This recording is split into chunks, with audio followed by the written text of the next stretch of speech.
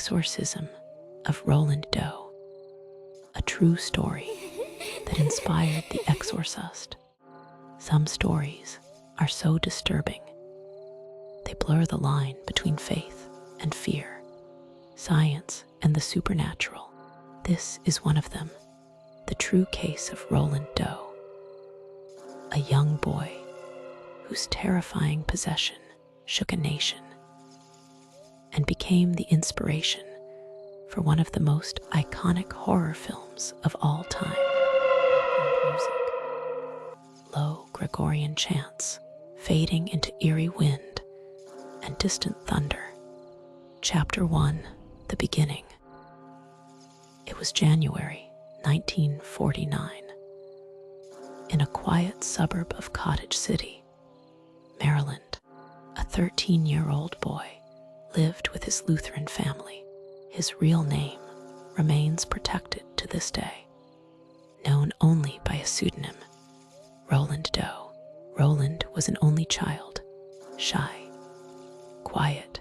He spent much of his time alone, reading or playing board games with his Aunt Harriet, a spiritualist who introduced him to the Ouija board.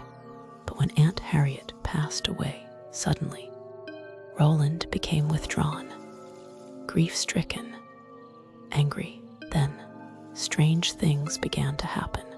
It started small, scratching noises behind the walls, water dripping from the ceiling with no leaks, furniture moving on its own.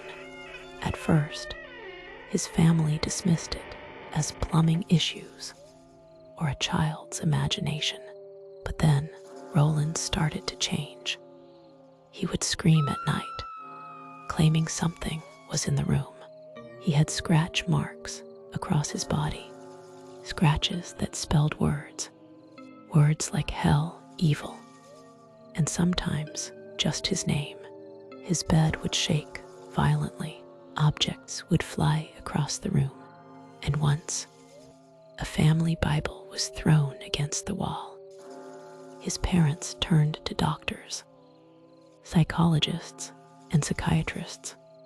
All of them found no medical explanation. In desperation, they turned to the church. Chapter 2, The First PRAYRS. Their Lutheran pastor, Reverend Schulz, agreed to observe Roland. He invited the boy to stay overnight at his home. That night, as the Reverend read from the Bible, the room temperature dropped. Roland's chair trembled. A heavy bookcase tipped over. Reverend Schulz was convinced this was not psychological. He told the family, "You need a Catholic exorcist." Why? Because only the Catholic Church had formal rites of exorcism, ancient prayers, and rituals used to expel demons. The family turned to Father Edward Hughes, a Catholic priest in Washington, D.C. After observing Roland, Father Hughes was granted permission to perform a secret exorcism at Georgetown University Hospital, but it went terribly wrong. Chapter 3, The First Exorcism. In the dim hospital room, Father Hughes began the ritual. Latin prayers echoed through the air.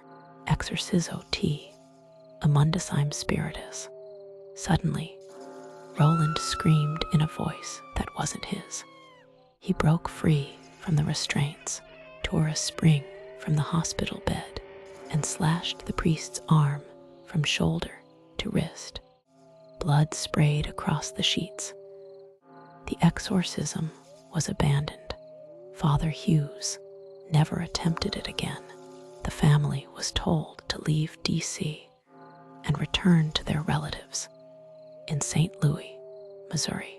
But whatever was tormenting Roland followed them. Chapter 4, The St. Louis Torment.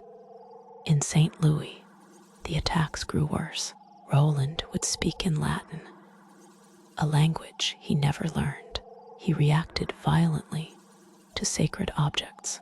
He screamed in strange voices, deep, guttural, sometimes inhuman.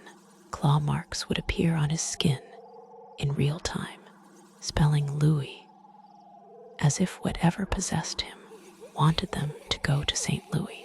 Eventually, the family contacted Father William Bodern, a Jesuit priest at St. Louis University. He didn't believe at first, but after seeing Roland's bed shake, his eyes roll backward, and hearing a deep voice say, "I am Legion," he was convinced.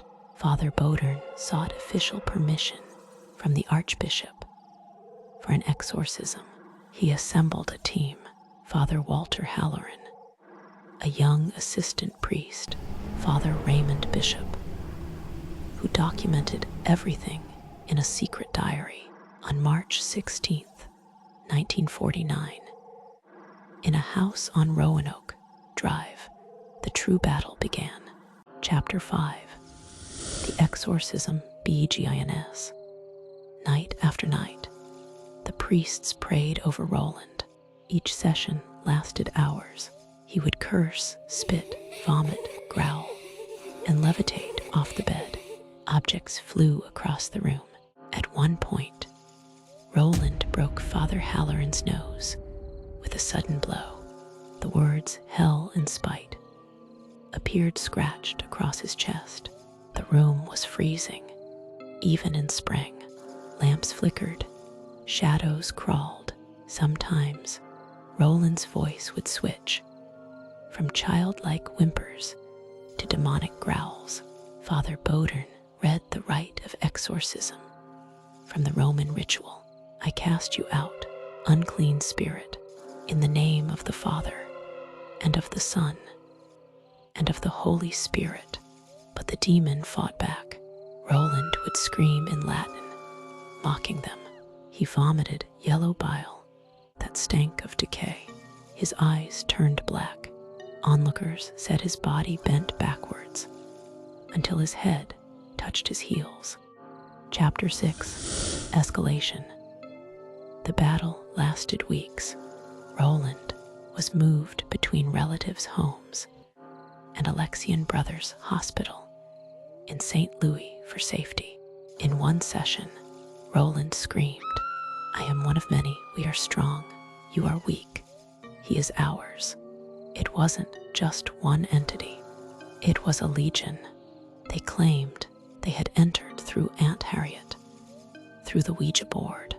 But something changed on April 18th, the day after Easter Sunday. Chapter 7, The Final Battle. That night, Roland became calm. For the first time in weeks, he said clearly, "He is coming." The room trembled, lights shattered, sulfurous smell filled the air. Then, in a moment of silence, Roland sat up and screamed, "Satan, I am Saint Michael. I command you to leave this body now." The priests stared in shock.